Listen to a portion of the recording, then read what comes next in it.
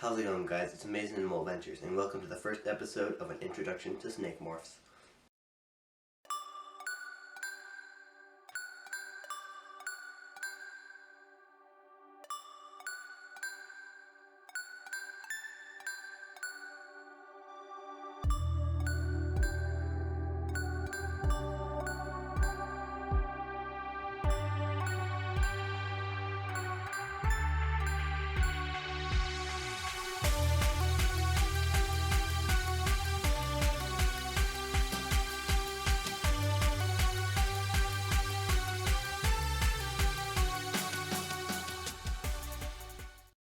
Maybe you're an experienced reptile keeper who's kept reptiles for years, but you just want to know a little bit more about what morphs are.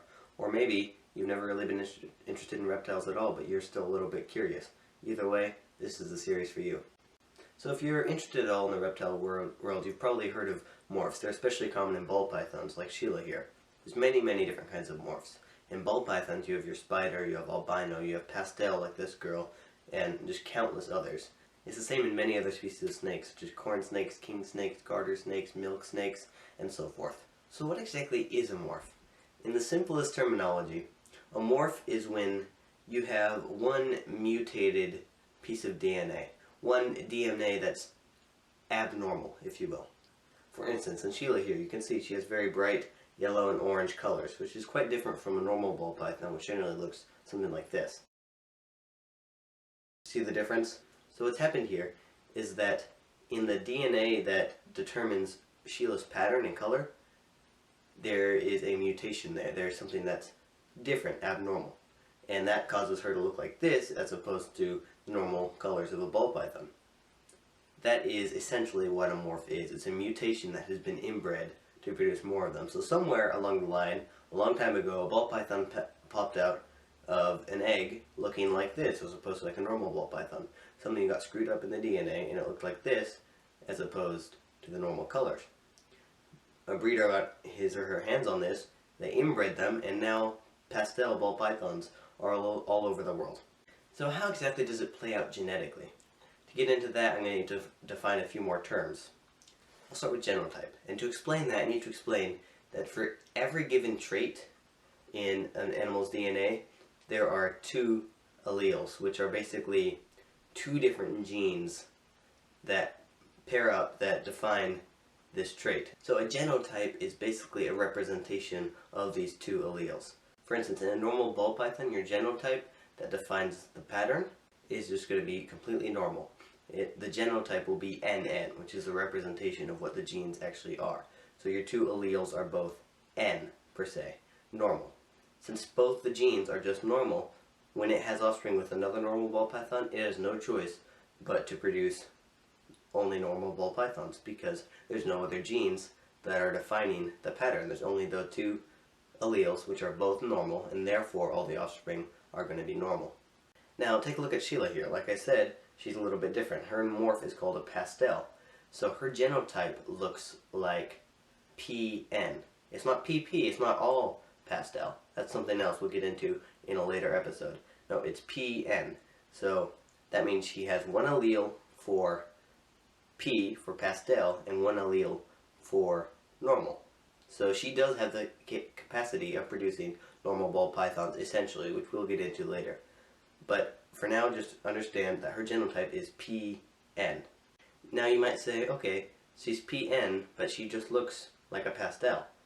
Yes, and that's because the pastel is more dominant than the normal, therefore we see it portrayed here. That brings us right to our next term, phenotype.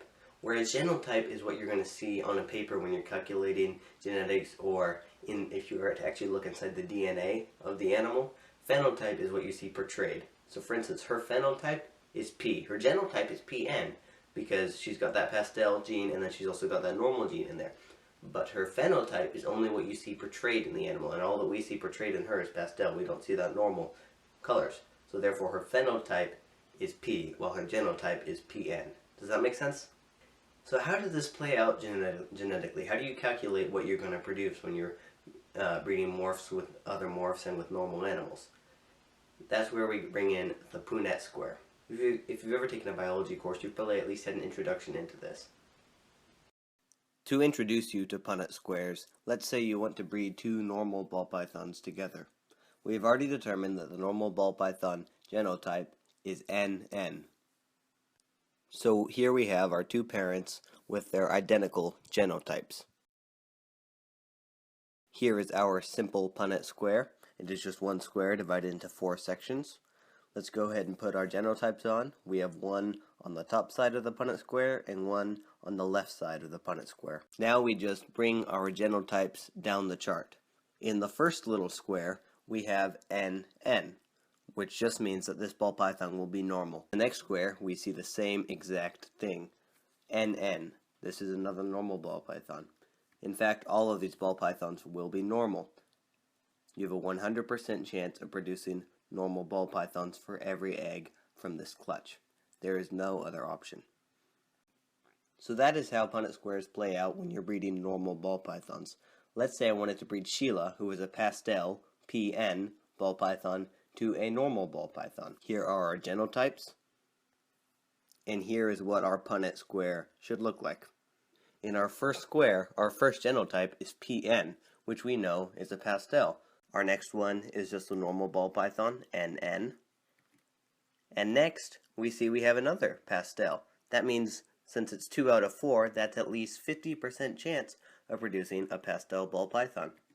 And finally, there's another chance of producing a normal ball python.